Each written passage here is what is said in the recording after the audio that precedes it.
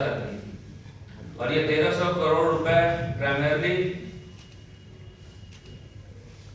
स्वास्थ्य विभाग के 700 करोड़ रुपए और कृषि विभाग के 600 करोड़ रुपए मिलाकर मेजर चंक इस 1300 करोड़ का बनता है।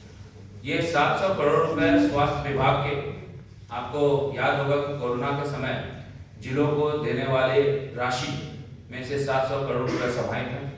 और ये 700 करोड़ रुपए उस समय जब हम लोग आपदा से जूझ रहे थे, ये पूरा राज्य कोरोना की चपेट में था, तो इस सरकार ने इस 700 करोड़ रुपए का बंदरबांट किया और ये सरकार ने आपदा में अवसर खोजने का भी एक जरिया तलाश किया। ये 700 करोड़ रुपए कहाँ है, स्वास्थ्य विभाग को बताना चाहिए। ये 700 करोड़ रुपए आपदा के विभिन्न जिलों में गए, जिलों से अब तक इसका हिसाब किताब क्यों नहीं ये सरकार ले पाई है, सरकार को बताना चाहिए।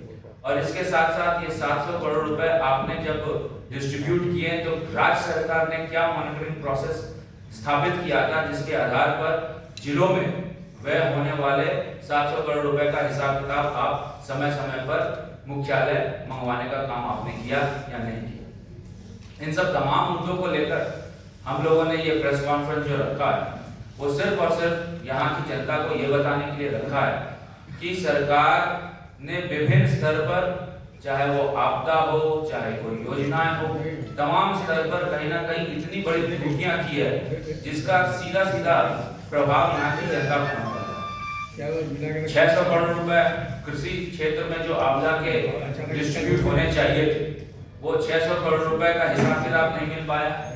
और कृषि क्षेत्र पर आपदा का जो पैसा वो कहीं ना कहीं जब हमारा बाढ़ आता है, जब हमारा सुखाड़ आता है, तो उस समय किसानों को मिलता है। तो आपने किस मैकेनिज्म से, किस जरिए से इस 600 करोड़ रुपए किसानों के बीच में बांटा, ये सरकार को बताने की आवश्यकता है। और सरकार के पास इन दोनों विभाग का कोई भी आंकड़ा इन खर्च का नहीं है, जो कि काफी गंभीर मुद्दा है। और ये काफी गंभीर मुद्दा राज्य के लिए इसलिए बन पाता है क्योंकि आपको भी पता है कि ये आपदा प्रबंधन का जो पैसा आता है, ये आपदा प्रबंधन का पैसा केंद्र के माध्यम से राज्य को जाता है और पूर्ववर्ती क्षेत्र में ये रेशियो 9:1 का होता है। इसका मतलब एक पार्ट यदि राज्य सरकार देती है तो 9 भाग इसका केंद्र सरकार देता है।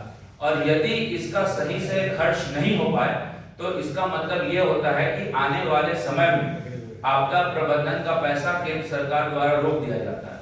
क्योंकि केंद्र सरकार और राज्य सरकार में जो फेडरल स्ट्रक्चर बनी हुई है और जो सहमति बनी हुई है, उसमें खर्च दिखाना अति महत्वपूर्ण होता है। बिना खर्च दिखाए आप आपदा का पैसा नहीं ले पाएंगे, क्योंकि 15वें वित्त से जो उसकी अवधि थी वो 2026 में समाप्त हो जाएगी और 16वां वित्त जब शुरू होगा तो वो फिर आपसे अकाउंट्स पूछेगा कि आपने ये 1300 करोड़ रुपए कहाँ खर्च किए। जब सरकार ये बता ही नहीं पाएगी तो आने वाले दिन में जो आपदा का पैसा है वो प्रभावित हो जाएगा।